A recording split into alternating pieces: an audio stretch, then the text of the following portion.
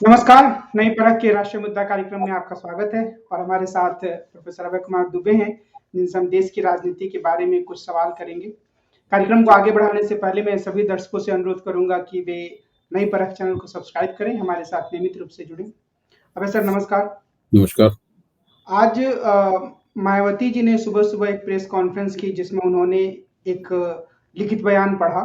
उस बयान से उनकी राजनीति के बारे में बहुत सारी बातें सामने आईं और ऐसा लगा कि वो हल्का-फुल्का रुझान इंडिया गठबंधन की तरफ दिखा रही हैं और वो निराशा भी जता रही हैं कि उनके बारे में उनकी अनुपस्थिति में कुछ समाजवादी पार्टी के लोगों ने बोला। कुल मिलाकर उनका जो ये बयान है, उसको आप किस रूप में देखते हैं? देखिए, मायावती बहुत दिनों बाद मायावती का बयान सुन के मुझे लगा कि वो एक नेता की तरह, एक पॉलिटिशियन की तरह बातचीत कर रही हैं। अभी तक जो वो बयान देती थी, उन बयानों का कोई खास मतलब नहीं होता था और ऐसा लगता था कि राजनीति में वो अपना रास्ता तलाश नहीं कर पाई हैं। इस बयान से लगा कि उनकी प्राथमिकताएं कुछ धीरे-धीरे साफ होनी शुरू हुई हैं। इस बयान में वो एक तीर से कई निशाने करती हैं। वो भारतीय जनता पार्टी को भी संदेश दे रही हैं कि आप ये मत मानिए कि हम हर कीमत पर आपको आपकी मदद करने की ही राजनीति करेंगे। दूसरी तरफ वो समाजवादी पार्टी से भी कह रही हैं कि आप किसी मुगालते में मत रहिएगा, आपको हमारी जरूरत पड़ सकती है। कांग्रेस को भी वो इसी तरह का संदेश दे रही हैं और इंडिया गठबंधन को भी संदेश दे रही हैं कि उन पार्टियों के बारे में बोलने से पहले 100 बार सोचो जो इस वक्त तुम्हारे गठबंधन में नहीं है, हो सकता कल वो आपके साथ हो। तो मुझे लगता है कि मायावती ने पहली बार इस बयान के जरिए कहा है कि उनके विकल्प पूरी तरीके से खुले हुए। उन्होंने उस बयान को नहीं दोहराया कि मैं अकेले चुनाव लड़ूंगी। पहले तो बार बार ये कहती थी कि मैं किसी के साथ गठजोड़ नहीं करूंगी, मैं अकेले चुनाव लड़ूंगी, लेकिन आज उन्होंने इस बात को नहीं कहा। ये इस बात का प्रमाण है कि उत्तर प्रदेश की राजनीति में कुछ भी घटित हो सकता है। और अगर मेरी मान्यता यह है कि अगर किसी भी तरीके से देर या सवेर समाजवादी पार्टी, बहुजन समाज पार्टी और कांग्रेस एक मंच पे आ पाए और उन्होंने आप अपनी सीटों का तालमेल कर लिया, तो उत्तर प्रदेश भी उन प्रदेशों की श्रेणी में शामिल हो जाएगा जहां भारतीय जनता पार्टी को गंभीर चुनौती मिलने वाली है। उन प्रदेशों में अभी तक 2 प्रदेश मुख्य तौर पर हैं, 3 प्रदेश मुख्य तौर पर हैं, कर्नाटक, बिहार और महाराष्ट्र। फिर चौथा प्रदेश उत्तर प्रदेश हो जाएगा। कुछ हद तक बंगाल को भी इस श्रेणी में रख सकते हैं, जहाँ उनको देखिए, गंभीर चुनौती। बंगाल असल में उन प्रदेशों की कैटेगरी, उन 11 प्रदेशों में शामिल नहीं है जहां भारतीय जनता पार्टी ने 91% स्ट्राइक रेट बनाया था। फिर तो बहुत सारे प्रदेशों को श्रेणी में रखा जा सकता है, लेकिन बंगाल उन प्रदेशों में है जहां भारतीय जनता पार्टी का जो स्ट्राइक रेट था वो 46%, 47% उन 6 राज्यों में था बंगाल शामिल। इसलिए मैं उस श्रेणी में नहीं रख रहा हूँ उसको। जहां अब बिहार में, कर्नाटक में और महाराष्ट्र में भारतीय जनता पार्टी ने तो सुपड़ा साफ कर दिया था ना, तब वो एनडीए का नेतृत्व कर रही थी और एनडीए में बिहार में नीतीश कुमार शामिल थे। उधर महाराष्ट्र में शिवसेना के साथ मिलकर उसने चुनाव लड़ा था और कर्नाटक में तो उसने बिल्कुल सारा चुनाव ही जीत लिया था पूरा का पूरा। देवगौड़ा खुद भी हार गए थे, उनके बेटे भी चुनाव हार गए थे, सब कुछ हो गया था जी। मल्लिकार्जुन खड़गे भी हार गए थे। मल्लिकार्जुन खड़गे भी चुनाव हार गए थे जी। ये एक जो आज बयान आया रामगोपाल यादव का, जो कि बहुत बड़े नेता हैं समाजवादी पार्टी के, और वो बयान थोड़ी बहुत याद दिलाता है कमलनाथ के बयान की, जिसमें उन्होंने कहा कि अरे मायावती छोड़ो। तो क्या उससे लगता है कि समाजवादी पार्टी के भीतर एक तरह की घबराहट है कि अगर मायावती आएंगी तो उनकी जमीन थोड़ी खिसक सकती है, यानी कि उनको जहां तक मैंने रामगोपाल जी के बयान को सुना है, उसमें उन्होंने कहा है, जब उनसे कहा गया क्या मायावती के बयान को कोई तरजीह नहीं देते, उन्होंने कहा तरजीह देते हैं, महत्व मानते हैं उनके बयान का, इसीलिए उनके बयान पर टिप्पणी करते हैं, उन्होंने ये कहा। तो देखिए, समाजवादी पार्टी को अभी तक ये लग रहा था कि कांग्रेस उनके पीठ पीछे मायावती के साथ में समझौते की बातचीत चला रही है। उस बातचीत को बीच में डिरेल करने के लिए, पटरी से उतारने के लिए इंडिया गठबंधन की बैठक में रामगोपाल जी ने वो वक्तव्य दिया, जिस वक्तव्य की प्रतिक्रिया में मायावती ने वक्तव्य दिया। इस बात को ये सिलसिला इस तरह से है। अच्छा, अब इससे बिल्कुल मामला साफ हो गया है कि अगर कांग्रेस को उत्तर प्रदेश में कोई गठजोड़ करना है, अगर उसे बहुजन समाज पार्टी से बात करनी है, तो उसे समाजवादी पार्टी को भी विश्वास में लेना पड़ेगा। ये राहुल गांधी के बयान से साफ हो गया है। समाजवादी पार्टी को विश्वास में लेना पड़ेगा।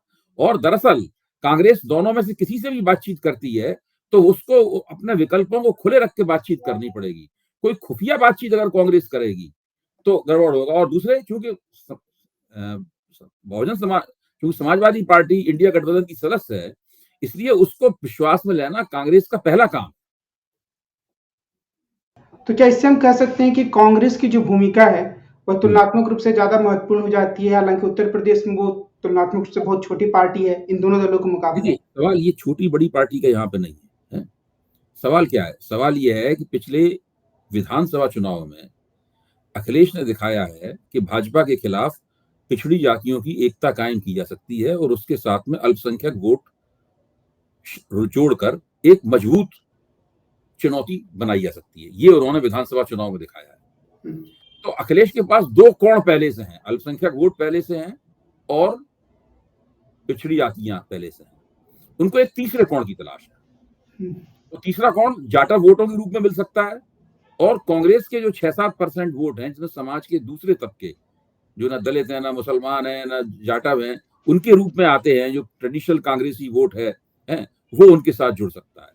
केवल अगर आप मुसलमानों को, यादवों को और जाटवों को ही जोड़ लें तो 39% हो जाता है, 39% हो जाता है, जो एक बहुत बड़ा वोटिंग ब्लॉक है। हालांकि इस तरह के अंकगणित से वोट नहीं मिलते हैं, लेकिन मैं बता रहा हूं कि वो आधार क्या है, वो स्टार्टिंग, वो शुरुआती पूंजी क्या है जिस पे खड़े होकर इन तीनों का गठजोड़ आगे बढ़ेगा।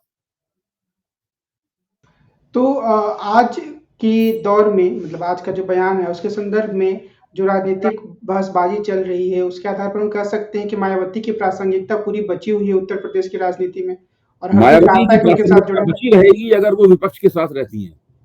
अगर वो भारतीय जनता पार्टी को खुली या छिपी मदद देती हुई पाई गई तो ये आखिरी चुनाव होगा जब वो ऐसा कर पाएंगे। इसके बाद उनकी प्रासंगिकता का बहुत क्षय हो जाएगा। भाई, विधानसभा चुनाव में उनके जनाधार का एक हिस्सा भाजपा में गया, अगर लोकसभा चुनाव में भी उनके जनाधार का एक बड़ा हिस्सा भाजपा के अंदर जाता है तो उसके बाद मायावती के पास क्या रह जाएगा? बिल्कुल। एक और आज जो घटनाक्रम हुई वह यह घटनाक्रम था कि जो हमारे उपराष्ट्रपति ने बयान दिया था, जाटों से संबंधित बयान, वहाँ एक दूसरा घटनाक्रम हुआ कि आज साक्षी मलिक ने संन्यास लेने की घोषणा कर दी, क्योंकि जो पहलवान का एसोसिएशन है उसमें बृजभूषण शरण सिंह के ही उम्मीदवार जीत गए और उनको लगा कि ये न्याय की हार है एक तरीके से, शायद इसीलिए उन्होंने संन्यास लिया। इस पर कोई बयान? एक चीज मैं अपनी तरफ से और जोड़ देता हूँ, वो है जो भारत के जो चैंपियन मुक्केबाज हैं ब्रजेंद्र कुमार, उन्होंने विजन सिंह, उन्होंने एक बयान दिया है कि अरे जाटों का अपमान हो गया और जाटों को पता ही नहीं चला। तो इसी से आप अंदाजा लगा सकते हैं कि भाजपा ने दांव तो बहुत अच्छा खेला था। उपराष्ट्रपति की मदद से, राज्यसभा के सभापति की मदद से उन्होंने पूरे मसले को एक स्पिन देने की कोशिश की, जिससे विपक्षी सांसदों का जो निलंबन है वो पृष्ठभूमि में चला जाए और अग्रभूमि में ये सब बातें आ जाएं। लेकिन उसमें जो जाट वाला मसला वो ले आए, किसान वाला मसला ले आए, उससे भाजपा का पक्ष भी कमजोर हो गया। अब सभी भाजपा के समर्थक भी कह रहे हैं कि भाई इसमें जाट और किसान कहां से आ गया? जब किसान आंदोलन चल रहा था तो ये किसान नेता कहां थे? किसान आंदोलन में तो सारे जाट ही लड़ाई लड़ रहे थे, हरावल दस्ते में थे और वही उसकी पूरी जान थे जाट। चाहे हरियाणा के जाट रहे हों, चाहे पश्चिमी उत्तर प्रदेश के जाट रहे हों, चाहे राजस्थान के जाट रहे हों या पंजाब के जाट सिख रहे हों, सारे जाट ही थे। उस वक्त ये जाट नेता उस वक्त पश्चिम बंगाल के राज्यपाल थे और ये ममता बनर्जी की सरकार के खिलाफ एक पैरेलल गवर्नमेंट चला रहे थे। वहां भी जो कल्याण बनर्जी हैं, वहां भी इनसे टकरा रहे थे। जो टकराहट इन्होंने यहां दिखाई है, तब वो वहां भी इनकी मिमिक्री करते थे। तब वो इन्हें ब्लड सकर कहते थे, यानी खून का प्यासा, खून चूसने वाला बोलते थे इनको, और कहते थे कि यहाँ पर ये इसलिए इस तरह की राजनीति कर रहे हैं ताकि इन्हें केंद्र में कोई और बड़ा ओहदा मिल पाए। उसी वक्त उन्होंने टीएमसी के सांसद ने ही कहा था, उस वक्त कभी नहीं कहा उन्होंने हमारे वर्तमान उपराष्ट्रपति ने कि हमारा अपमान हो रहा है। यहाँ पर भारतीय जनता पार्टी की मदद करने के लिए उन्होंने अपने अपमान को मुद्दा बना लिया। और इसके पहले सत्यपाल मलिक ने भी एक बार कहा था कि उन्हें भी इस तरीके के संदेश थे कि अगर वो खामोश रहें तो उन्हें कोई बड़ा पद मिल सकता है।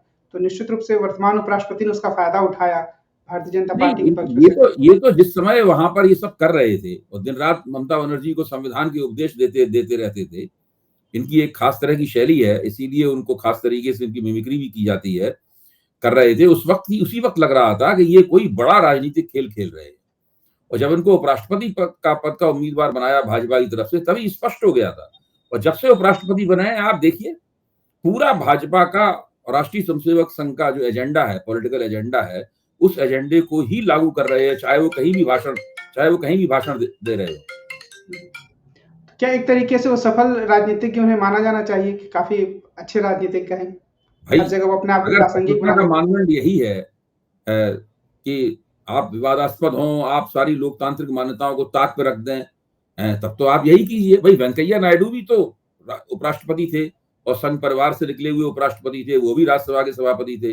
भैरव सिंह शेखावत भी उपराष्ट्रपति थे, संघ परिवार से निकले हुए थे, वो भी वो थे। तो वो अगर उनका आचरण देखिए और इनका आचरण देखिए, दोनों आचरणों में जो फर्क समझ में आ जाएगा। जी। आज कांग्रेस कार्य समिति की एक बैठक हुई, जिसमें अन्य बातों के अलावा यानी कि उन्होंने अपने रैली के बारे में फैसले किए 28 दिसंबर को, और एक निर्णय उन्होंने ये बताया कि राहुल गांधी के पास ये अनुरोध किया आया है और कार्य समिति के सदस्यों ने भी अनुरोध किया है कि वे भारत जोड़ो यात्रा का दूसरा भाग शुरू करें। तो क्या आपको लगता है कि कांग्रेस जमीनी स्तर पर अपनी राजनीति की मुहिम सही तरीके से छेड़ रही है, या काफी लेट हो चुका है इन सब काम को करने के लिए? देखिए, देर तो बहुत हो चुकी है, देर काफी हो चुकी है, और उस देर की अपराधी कांग्रेस है, उसकी जिम्मेदारी कांग्रेस की तरफ। ये देखिए, जिस वक्त विधानसभाओं की मुहिम चल रही थी, उस वक्त नीतीश कुमार ने भी इस बात को लेकर छींटाकशी की थी। उसको हम लोगों ने नई परख के मंच पे चर्चा भी की थी। देर तो इन्होंने काफी कर ली है। मैं तब भी कहता था कि इंडिया गठबंधन की गतिविधियों को ठप नहीं करना चाहिए और उन्हें उसकी गतिविधियों को जारी रखना चाहिए था। और अगर उनकी गतिविधियों को जारी रखते तो आज उत्तर प्रदेश के सवाल पे जो बयानबाजी हो रही है, जिसमें मायावती ये कह रही हैं, तब इस तरह की बात नहीं होती। अभी तक तो इंडिया गठबंधन को इस तरह की कमेटियां बना देनी चाहिए थी, या नेता निश्चित करना चाहिए कि भाई आप जरा मायावती जाकर बात कीजिए, भाई आप जरा अरविंद केजरीवाल से पंजाब में और दिल्ली में एक पैकेज डील करने के लिए बातचीत कीजिए, कांग्रेस और उनके बीच में झगड़ा ना हो, पैकेज डील हो। ये सब काम करने शुरू कर देना चाहिए थे। अभी तक उन्होंने इन कामों करने के बारे में सोचा भी नहीं है और आपसी बयानबाजी में लगे हुए हैं। बिल्कुल।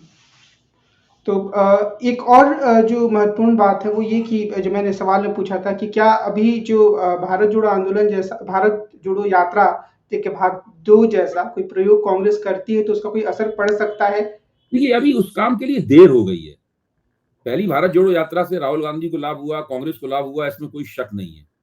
लेकिन भारत जोड़ो यात्रा अब अगर वो करती है, इस वक्त तो इंडिया जोड़ो काम करना चाहिए ना, इंडिया गठबंधन को जोड़ने का काम करना चाहिए। इस भारत जोड़ो यात्रा से कोई उन्हें उस लाभ में कोई खास चीज जोड़ पाएंगे, मुझे नहीं लगता है ऐसा। इस वक्त अगर वो ठीक से विपक्षी गठबंधन बना लें, जो सीटों के तालमेल में जो पेचीदा राज्य हैं जिनसे परेशानी होने वाली है, वहां का कोई हल निकाल लें, तो कांग्रेस को ज्यादा फायदा होगा उसमें। तो आगे हम ये देखेंगे कि देश की राजनीति किस दिशा में आगे बढ़ रही है। आज की बातचीत को हम यहीं विराम देते हैं और हम कल फिर मिलेंगे और देश की राजनीति से जुड़े कुछ प्रमुख मुद्दों पर प्रोफेसर अभय कुमार दुबे से बातचीत करेंगे। आज की बातचीत के लिए अभय सर आपको बहुत बहुत धन्यवाद। हम कल फिर मिलते हैं। नमस्कार। जरूर।